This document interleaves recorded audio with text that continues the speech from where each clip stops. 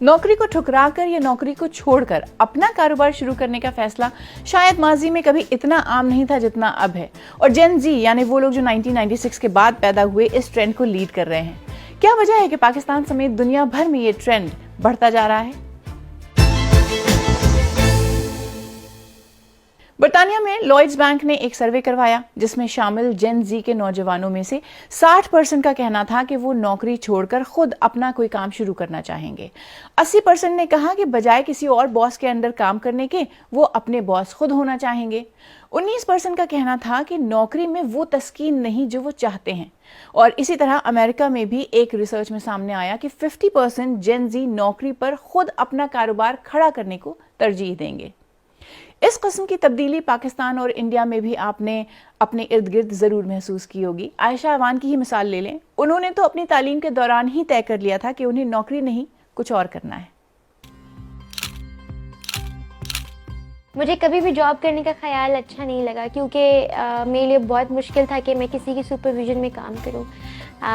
मेरे लिए creativity, freedom of thought, freedom of expression, ये चीज़ें बहुत अहम हैं।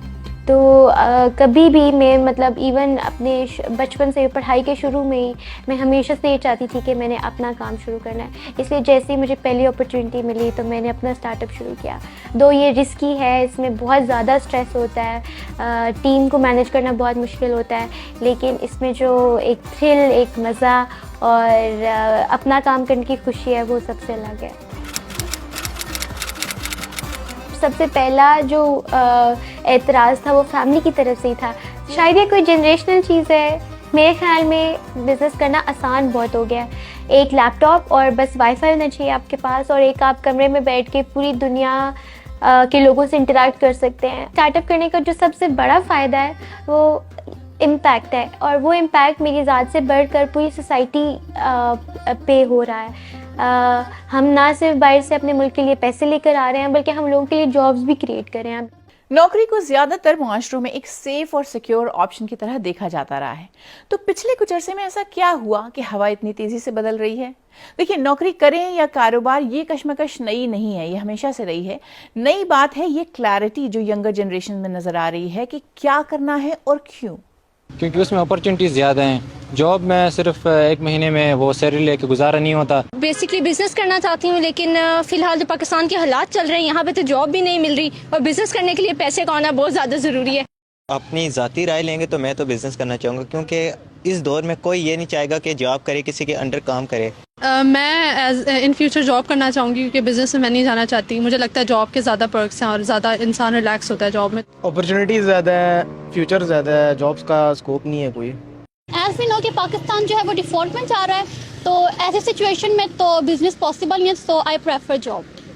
इंपॉर्टेंट बात यह है कि इस तरह की तब्दीलियां अचानक नहीं आती और इनकी कोई सिर्फ एक वजह भी नहीं होती, अक्सर कई वजूहात होती हैं। पाकिस्तान जैसे मुल्कों में भी आहिस्ता आहिस्ता सूरत हाल बदल रही है। आज भी पाकिस्तान के अंदर मिडिल टीयर यूनिवर्सिटी से अपर टीयर यूनिवर्सिटीज़ के दरमियान 78% लोग सिर्फ यही कहते हैं कि जी हमें किसी तरीके से एक जॉब मिल जाए अपॉन ग्रेजुएशन।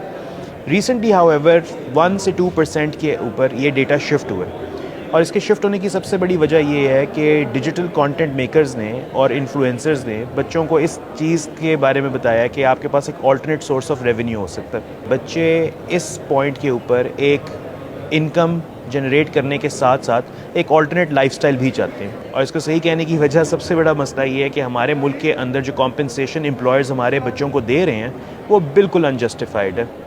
आज के दिन के अंदर अगर एक बच्चा अपनी 4 साल की डिग्री करके टोटल ऑन एवरेज भी 15 से 20 लाख रुपए लगाए और 4 साल के बाद जाके एक 35 से 40 हज़ार की नौकरी के ऊपर लोगों का एहसान लेके खुश हो, तो मेरे ख्याल में ये बच्चे के साथ एक मॉरल ज़्यादती है जो कि हमने एज ए सोसाइटी की है। और देखिए, मुकम्मल गारंटी के साथ ये कहना कि बिजनेस करना बेहतर है या नौकरी, ये मुमकिन नहीं है क्योंकि बहुत कुछ जैसे इंसान की शख्सियत, उसके हालात, उसके इर्द गिर्द सपोर्ट सिस्टम पर भी ये डिपेंड करता है। हर इंसान के हवाले से दोनों के अपने अपने फ़ायदे और नुकसानात हैं। जॉब में सबसे बड़ा फ़ायदा यह है कि हर महीने एक ख़ास तारीख पर तनख्वाह हाथ में आ जाती है। आपको ये फिक्र नहीं करनी होती कि कंपनी को कैसे चलाना है, पैसे कहाँ से लाने हैं। सेट औकात में काम करने से आपके पास फैमिली और अपने आप को टाइम देने का ज़्यादा मौका होता है। लेकिन हाँ, ये भी है कि जॉब में आपकी आमदनी बढ़ने के मौके भी बहुत महदूद होते हैं। तनख्वाह है कम ही बढ़ती है। वैसे तो ये कंपनी टू कंपनी डिपेंड करता है, लेकिन फिर भी आपके पास चाहे जितना भी अच्छा आइडिया हो, बहुत से लोगों से अप्रूव कराना पड़ता है। उनसे इजाजत लेते लेते अक्सर बहुत देर भी हो जाती है, जो काफी फ्रस्ट्रेटिंग एक्सपीरियंस हो सकता है। बिजनेस करने का एक सबसे अहम जुज उससे आने वाली कमाई है, जिसकी हद मुकर्रर नहीं की जा सकती। कंट्रोल आपके पास होता है कि आप उसे किस रुख में ले जाना चाहते हैं। आपके पास फ्लेक्सिबिलिटी है कि टाइम को किस तरह इस्तेमाल करना है। उससे वर्क लाइफ बैलेंस बेहतर होता है। लेकिन बिजनेस में पैसे का रिस्क भी होता है और बिजनेस ना चले तो सारे पैसे डूब भी सकते हैं। बेहतर बिजनेस चलाने के लिए आपको कई घंटे काम भी करना पड़ सकता है। और ये समझ लीजिए कि इस तरह के फैसले करने से ज्यादा मुश्किल उन पर डटे रहना और उन्हें कामयाब अंजाम तक पहुंचाना होता है। ये कोई आसान रास्ता नहीं है। देखिए, मुश्किलात तो बहुत ज़्यादा थी। जब मेरा अपना पहला स्टार्टअप जब शुरू किया था तो उसके अंदर मुझे कुछ अंदाज़ा ही नहीं था कि कहाँ से शुरू करूँ, किन लोगों से जाके मिलूँ, कैसे क्या करना है। कोई एक्सपीरियंस नहीं था, कोई बताने वाला नहीं था। बस एक कह लें कि जज्बा था कि कुछ करना है और गिव अप नहीं करना। लेकिन आहिस्ता आहिस्ता जब, क्योंकि मुझे पता था कि ये आइडिया जिस पे मैं काम कर रहा हूँ वो बहुत अच्छा है, तो इस वजह से मैं 2 साल उस पर शुरू में लगा रहा और वो काफ़ी हद तक उसको मैं आगे ले गया और मुझे बहुत कामयाबी भी मिली उसके अंदर। और अब ऐसा लगता है कि जैसे बस लोग कहते रहेंगे और आपने करते रहना है, आपने रुकना नहीं है। आप बस अपने ऊपर बिलीव करें और आगे चलते रहें। देखिए, प्रोफेशनल चॉइस कोई 1-2 साल की कहानी नहीं है, बल्कि ये लाइफ टाइम चॉइसेस होती हैं। इसलिए अगर हालात साथ दें तो इससे बेहतर क्या बात है कि इंसान अपने दिल की सुन सके, वो करे जिसमें दिल लगता है और जो करने में मज़ा आता है। लेकिन समझदारी इसी में है कि कोई भी कदम रिस्क असेसमेंट करके और ये कैलकुलेशन करके ही उठाया जाए कि इस फैसले के क्या अच्छे या बुरे इफेक्ट्स हो सकते हैं और क्या इतना रिस्क आप अफोर्ड भी कर सकते हैं। सिर्फ दूसरों की देखा देखी कदम उठा लेने में कोई समझदारी नहीं है।